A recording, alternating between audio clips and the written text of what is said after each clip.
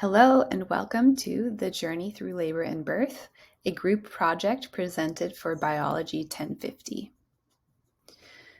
So when we're talking about labor and birth, the first thing that we need to get a little bit of a grasp on are the hormones occurring in labor and birth. So here we have the hormones that are occurring prior to labor.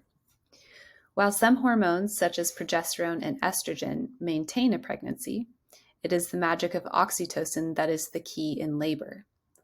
Prior to delivery, the body produces relaxin to help loosen the ligaments in the pelvis and cervix and prepare the body for delivery. Prostaglandins peak in the last weeks of pregnancy and start the process of softening the cervix and the start of labor.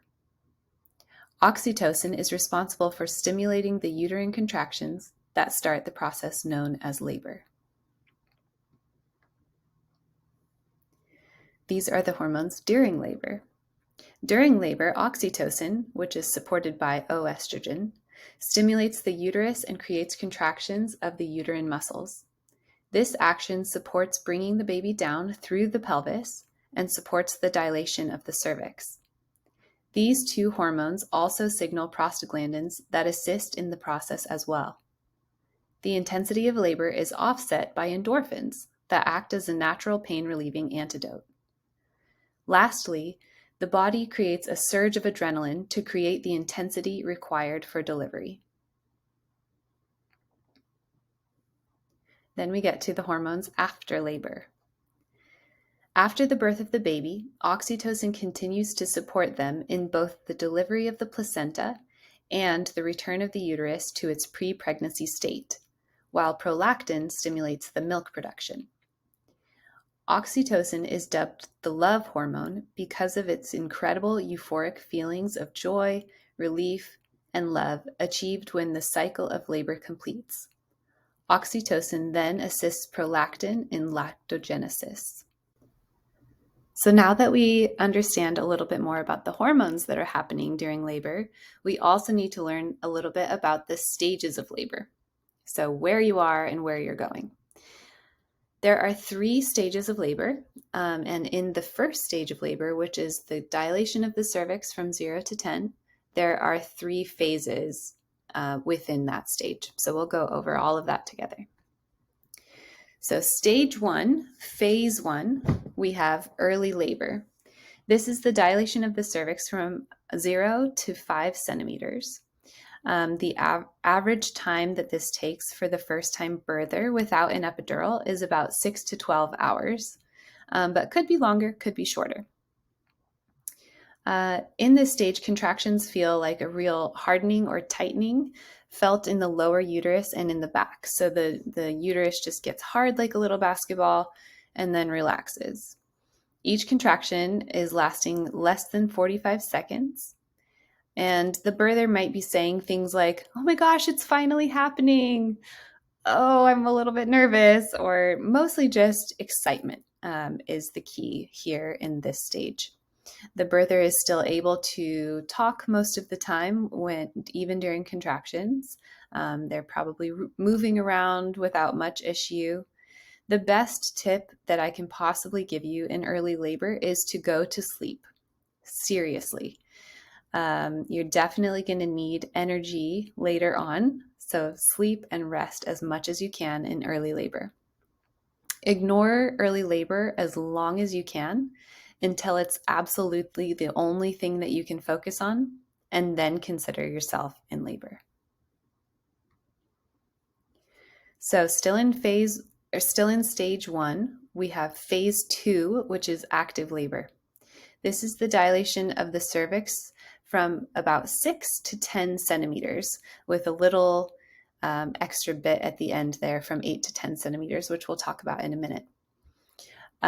This usually takes about 3 to 5 hours for the average first-time birther, again, without an epidural. That tends to make things a bit longer.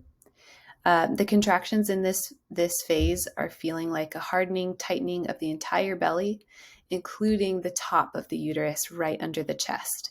So the early labor is mostly felt down towards the bottom of the uterus, and active labor has the full force of the uterus behind it, including the top. Each contraction here is a little bit longer. They're lasting about 60 seconds and are coming much more frequently, about 4 to 5 minutes apart. So if someone is heading to the hospital, this is the time that you would hope to arrive at the hospital, not too early and not too late. But if you're at home, you're just going to keep on trucking along.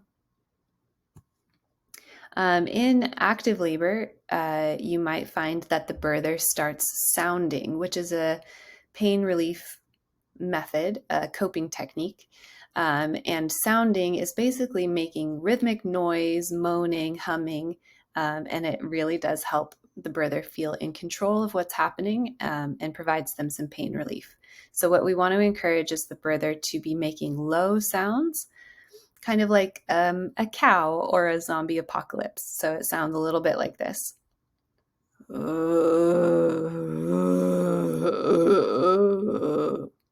And if we start hearing things that are a little bit higher up in the chest, a little more like, then that's when we want to remind them to come back down low because they're not in control of their breath. It's not beneficial, giving good oxygen to either the birther or the baby. So bring those sounds back down low. Also experiment with movement during this phase. It will be key, but also balance that with a bit of rest.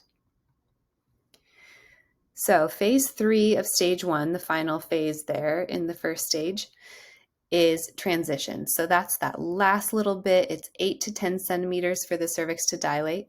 It's the fastest and most intense part of the first stage of labor. It usually lasts about 30 minutes to 2 hours on average. And the contractions are very strong.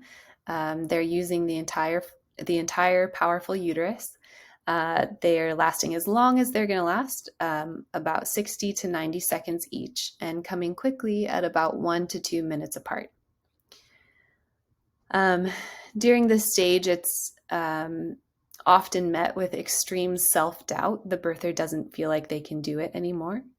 The physical symptoms from a very huge hormonal shift in labor come out full force. So you might see the birther shaking, being super nauseous, vomiting, having hot and cold flashes, trembling. We often hear the birther say things like, I can't do it anymore, or get this baby out of me, or where's my epidural? Those kind of phrases, because they just are doubting that the end is even in sight. But on the outside, as the coaches, we can encourage them like, hey, we're almost there. Let's do one more contraction here, and then we'll move to another position. So for the coaches and partners, this is the part where we are the strong, confident ones so that the birther can lean into our strength. That brings us to stage 2, which is pushing and birth. The cervix is now completely dilated to 10 or more centimeters, and the birther works with their body to bear down when they need to. The time it takes is usually 30 minutes to 2 hours on average for the first-time birther without an epidural. With an epidural, that goes up, can even double up to about 4 hours. As for positions, when pushing, definitely try multiple positions. Use gravity and different positions to change your pelvic shape, which is very advantageous to you. And remember, you are the one that's in charge of your position. If you're finding a provider is being particularly pushy about you laying on your back or you not doing such and such position, just remember, it's your body, it is your birth, and you are in charge of that position.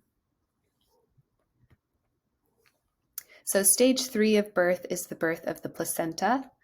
This usually happens about 5 to 20 minutes after the birth on average, but is safe so long as there's no bleeding and some other things that your midwife will go over with you. You do not want to see anyone pulling on the umbilical cord. It is not a rope, and that can lead to some serious trauma. So don't let anyone pull on the umbilical cord. We want to delay that cord clamping so that all of the blood from the placenta can flow through to the baby, and we won't clamp or cut the cord until it is white and limp. Things that might help the placenta come when it's taking a little bit of time, further than 20 minutes or so, are things that encourage oxytocin, because oxytocin is going to encourage those contractions to start again, which will encourage the placenta to release and be born. So things that encourage that are low lights, smelling the baby, kissing your partner and your baby, nipple stimulation or nursing, squatting, herbal tinctures under the tongue, and thigh massage.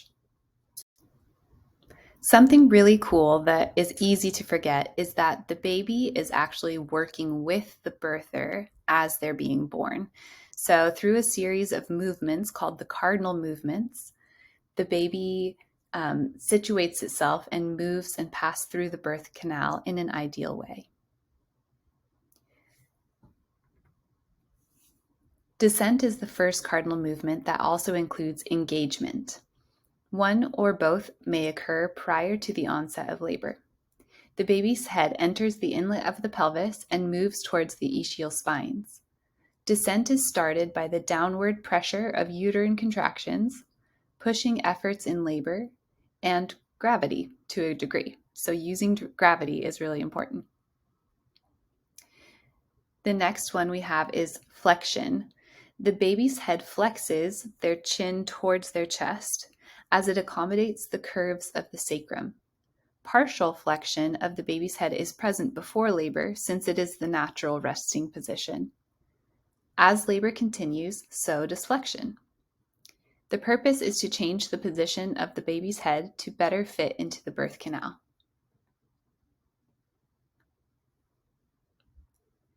The next movement we have is the internal rotation. This occurs within the vaginal canal. Prior to internal rotation, the long axis of the baby's head is transverse, making the birth of the head difficult. The long axis of the baby's head is now aligned with the long axis or section of the outlet of the pelvis. As the head rotates, a force is passed to the rest of the baby's body, and shoulder rotation follows, aligning the long axis of the shoulders with the long axis of the inlet of the pelvis. Generally, internal rotation is complete when the baby's head reaches the pelvic floor. And then we have extension. Extension consists of two forces: downward pressure from uterine contractions and resistance from the pelvic floor. When the baby's flexed head continues to descend, there is a bulging in the perineum, and then crowning occurs. The occiput, which is the back of the head, moves slowly through the outside of the pelvis, and the back of the neck pivots slightly. The quick process of extension allows the forehead, nose, mouth, and chin to be borne over the perineum.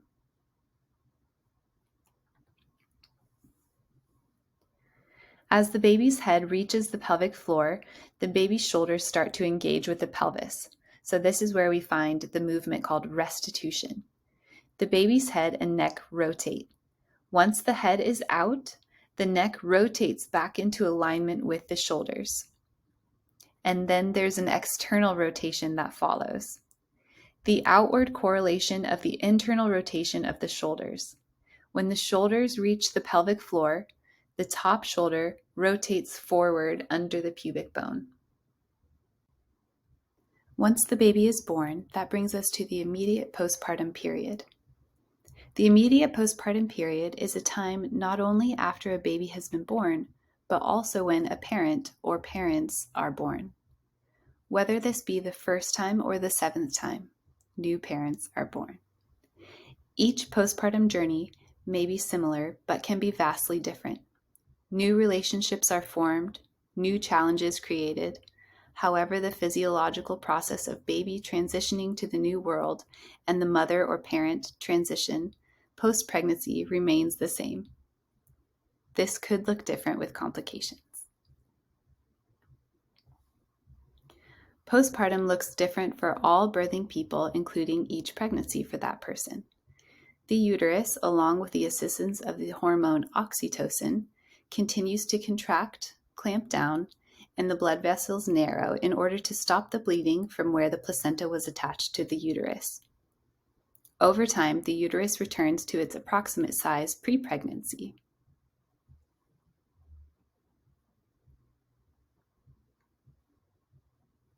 During inspection of the placenta, a midwife examines the chorion, amnion, parental surface of the placenta, fetal surface of the placenta, umbilical cord, space that contains the amniotic fluid and the baby, and the artery on the surface of the placenta. Baby can be assisted in gentle transition to the new world through things that make the new world as womb-like as possible. So things like dim lights, soft voices, skin-to-skin contact, and or affection with mom, dad, or parent, a gentle rub on the back or the stomach.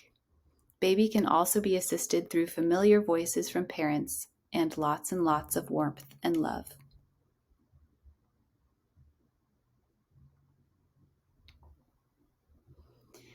This page will help you visualize what hormones may look like from an outside perspective.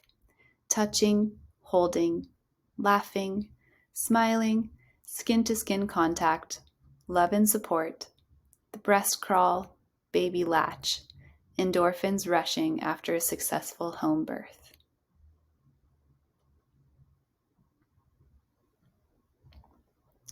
In regards to the immediate postpartum period, oxytocin plays the important role and actions on the uterus. Beginning the process of shrinking back to pre-pregnancy size, oxytocin and the uterine contractions work to detach and expel the placenta and clamp off and close off blood vessels to prevent hemorrhage.